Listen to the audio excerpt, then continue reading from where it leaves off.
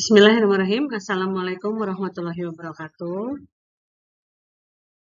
Baik, dalam kesempatan ini saya akan coba memaparkan mengenai permasalahan pembelajaran siswa dan bagaimana upaya pemecahannya. Yang insya Allah saya Ina Karnila Surahmat SPD pada kesempatan ini akan coba memaparkan mengenai kondisi siswa dan permasalahannya khususnya di kelas 11 IPS 6. Dalam pembelajaran sejarah, ada beberapa hal yang mungkin berkaitan, sebetulnya secara garis besar ini kebanyakan sering terjadi di kelas-kelas, di mana tidak hanya pada pembelajaran sejarah saja, ini secara umum memang sering terjadi di pembelajaran-pembelajaran yang lain berkaitan dengan jam pelajaran menuju siang hari. Masalah yang dihadapi itu biasanya pada jam pelajaran setelah istirahat kedua, yaitu sekitar jam 11.45 sampai 12.15, itu siswa ada yang beberapa mengantuk saat pelajaran, bahkan ada yang sampai tertidur. Lalu yang kedua adalah siswa tidak fokus belajar karena mengantuk. Lalu yang ketiga adalah suasana kelas menjadi kurang kondusif atau cenderung pasif. Karena kebanyakan mereka mengalami masalah-masalah secara garis besar memang seperti itu. Jadi kita coba telaah lagi dari berbagai macam penyelusuran yang saya lakukan, ternyata penyebabnya itu ada beberapa hal yang berkaitan dengan kelelahan karena aktivitas sebelumnya, bisa jadi mungkin sebelumnya ada mata pelajaran olahraga juga. Lalu juga kekenyangan karena habis istirahat atau setelah mereka makan makanan siang atau minum jajan. Lalu yang berikutnya, kemungkinan penyebab masalah itu adalah kurang sehat karena berhubungan setelah kondisi corona, lalu mereka harus melakukan pembiasaan baru kembali atau melakukan pembiasaan belajar secara luring. Lalu yang berikutnya adalah kurang gerak karena mereka kebanyakan ketika mata pelajaran berlangsung itu mereka duduk kelas, mereka duduk di bangku dengan tidak melakukan aktivitas-aktivitas yang berkaitan dengan motorik. Lalu yang berikutnya bisa jadi juga bentuk cari perhatian karena kebanyakan dari mereka juga adalah siswa-siswa yang selama ini belajar melakukan dalam bentuk daring. Atau mungkin juga yang terakhir bisa jadi anak tersebut mengalami kebosanan dengan cara mengajar guru. Karena kebetulan mereka itu adalah anak-anak yang mengalami proses pembelajaran di rumah cukup lama, sekitar 2 tahun. Jadi beberapa dari mereka itu perlu waktu untuk menyesuaikan berkonsentrasi dalam pembelajaran luring dengan guru yang bersangkutan. Nah, lalu bagaimana cara yang bisa dilakukan dalam mengatasi permasalahan tersebut? Maka menurut pendapat saya ada beberapa hal yang bisa dilakukan oleh kita sebagai guru pembelajar. Yang pertama adalah melakukan ice breaking atau motivasi belajar. Bisa dengan berbagai macam cara, ada berbagai macam bentuk ice breaking yang ditawarkan, itu bisa searching di berbagai macam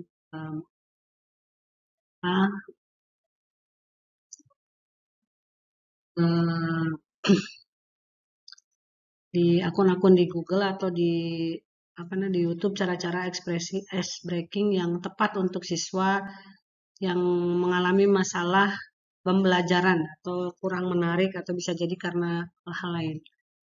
Lalu yang berikutnya adalah bagaimana caranya guru tertantang untuk membuat strategi pembelajaran atau cadangan metode pembelajaran khusus kelas-kelas yang dilaksanakan lewat dari jam setelah istirahat. Di mana pada dasarnya siswa itu kebanyakan adalah siswa-siswa yang harus diberikan stimulus lebih banyak gerak dibandingkan menyimak materi atau dengan ceramah.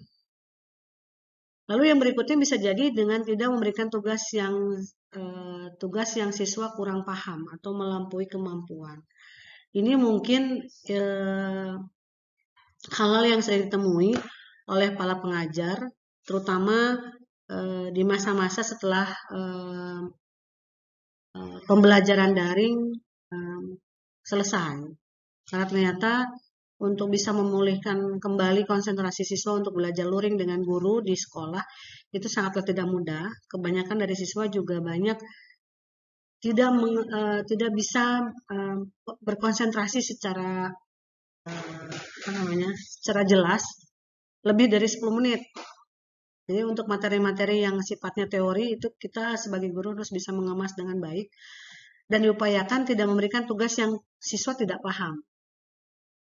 Lalu yang berikutnya harus selalu melakukan refleksi pembelajaran karena bisa jadi anak tidak bisa mengikuti pola pembelajaran kita atau bisa jadi karena kita terlalu cepat atau mungkin si anak itu tadi proses pemahaman penyerapan materi setiap siswa itu bisa berbeda-beda.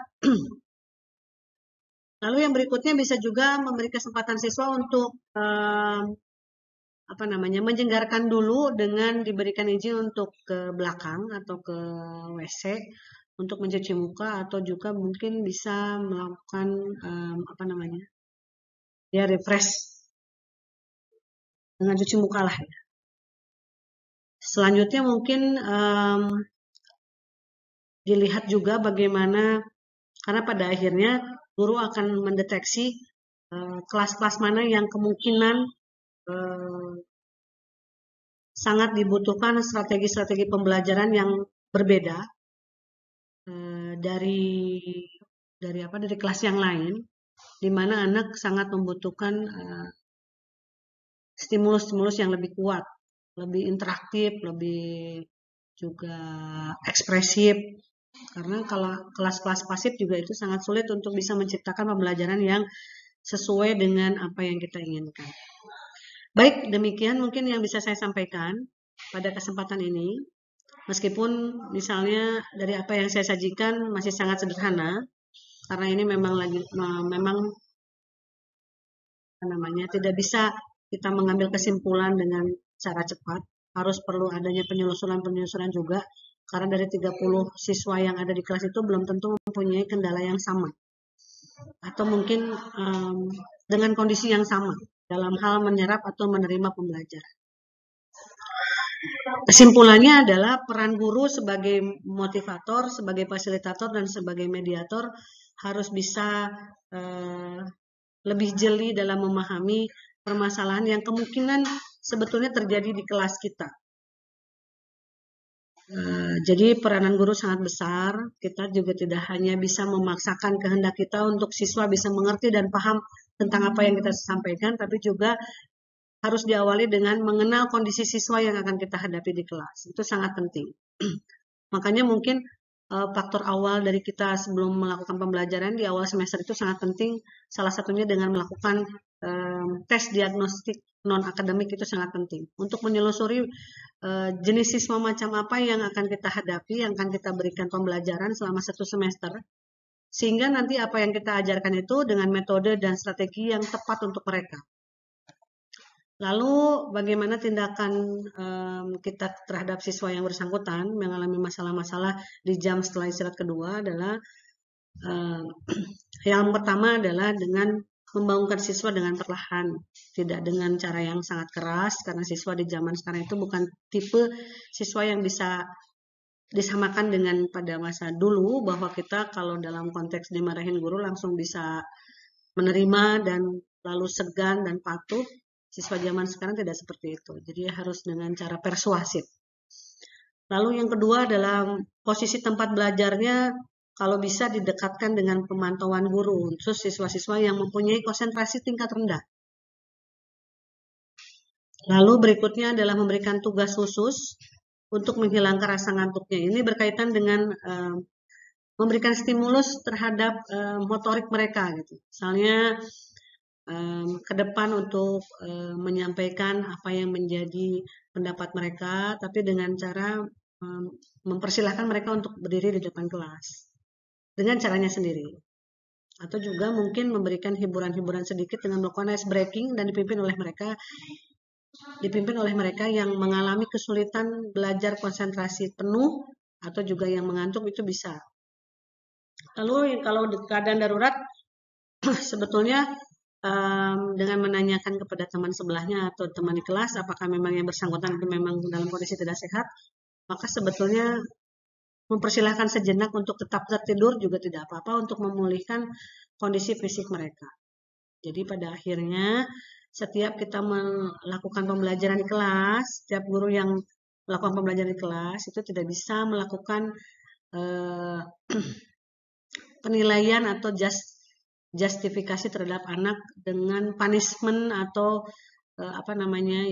menuduh dengan serta merta bahwa setiap tingkah laku, setiap perbuatan itu pasti akan ada penjelasan, terutama terhadap anak-anak yang mengalami kesulitan konsentrasi, sering mengantuk di kelas setelah jam istirahat kedua dan sebagainya, pasti akan menemukan solusinya dengan kita banyak melakukan pendekatan secara persuasif.